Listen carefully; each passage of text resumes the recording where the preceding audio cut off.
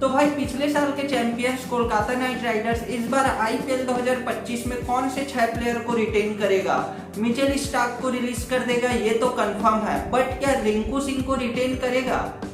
पूरे लॉजिक के साथ समझाऊंगा, वीडियो पर बने रहिए। चलिए ज्यादा टाइम वेस्ट न करते हुए देखते हैं केकेआर का फाइनल रिटेंशन लिस्ट। तो भाई कोलकाता नाइट राइडर्स का पहला रिटेंशन 18 करोड़ के लिए उनके कप्तान श्रेयस अय्यर होंगे।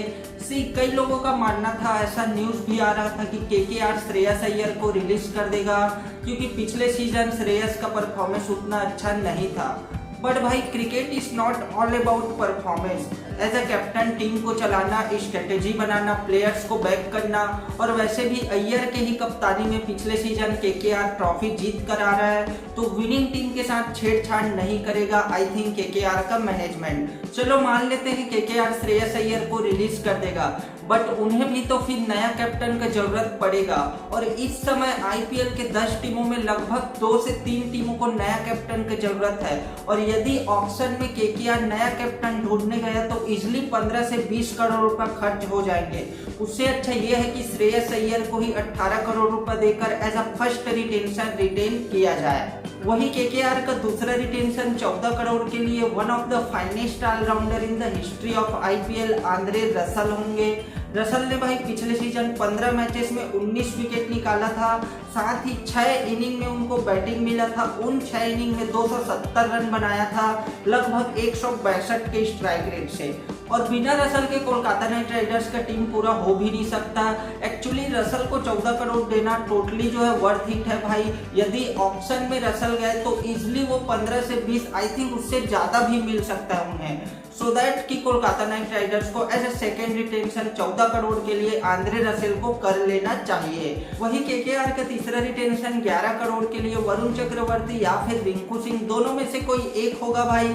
दोनों को रिटेन करना इस बार पॉसिबल नहीं हो सकता, तो देखना दिलचस्प होगा कि केकेआर का मैनेजमेंट वरुण या फिर रिंकू दोनों में से किसको रिटेन करता है। वैसे तो दोनों ही प्लेयर्स पिछले सीजन अच्छा परफॉर्मेंस करके आ रहा है, हालांकि रिंकू सिंह का उतना ज्यादा बैटिंग नहीं आया क्योंकि जो केकेआर का टॉप ऑर्डर था वो काफी ज्यादा मजबूत था, और रिंकू सिंह का बैटिंग पोजीशन 5, 6, 7 नंबर पर बैटिंग करने आता था। बट जो ज्यादा चांसेस है वो वरुण चक्रवर्ती का है भाई, क्योंकि केकेआर स्पिनर्स के दम पर ही जाना जाता है। साल 2012 से केकेआर ने ही स्टार्ट किया था 3 स्पिनर्स को एक ही टीम में खिलाना, साकिब अल हसन, कुलदीप यादव और सुनील नारायण, जब गौतम गंभीर केकेआर का कैप्टन था तब। वैसे रिंकू सिंह को भी रिटेन किया जा सकता है, बट आई थिंक कि रिंकू सिंह का रिप्लेसमेंट मिल सकता है मेगा ऑप्शन में, बट वरुण चक्रवर्ती का नहीं मिल सकता। दैट्स वाई कि एज अ तीसरा रिटेंशन वरुण चक्रवर्ती को केकेआर कर सकता है। वही केकेआर का चौथा रिटेंशन 18 करोड़ के लिए नो डाउट सुनील नारायण होगा। वैसे कई लोगों का मानना है कि सुनील नारायण को मेगा ऑप्शन में जाने दो, फिर आप आरटीएम के थ्रू बायबैक कर लेना, बट मैं आपको सच्चाई बताऊं, यदि सुनील नारायण ऑप्शन में गए तो वो दोबारा से 18 करोड़ में नहीं मिलने वाला भाई, क्योंकि उसके पीछे सारी टीमें लगेगा ये तो तय है, और इसलिए इनका जो प्राइस है वो 20 से 25 करोड़ तो चला ही जाएगा। क्योंकि जब टीमों का पर्स 100 करोड़ था तो मिचेल स्टार्क जैसे प्लेयर को आपने 24-25 करोड़ में खरीदा, और अब तो आपका पर्स जो है 100 से 120 करोड़ कर दिए गए हैं, तो जाहिर सी बात है कि सुनील नारायण का जो प्राइस है वो 25 करोड़ तक तो चले ही जाएगा। इसलिए केकेआर को सेफ जाना चाहिए और as a fourth retention 18 crore के लिए सुनील नारायण को कर लेना चाहिए। क्या आप मेरी इस बात से एग्री करते हो? कमेंट में जरूर बताना।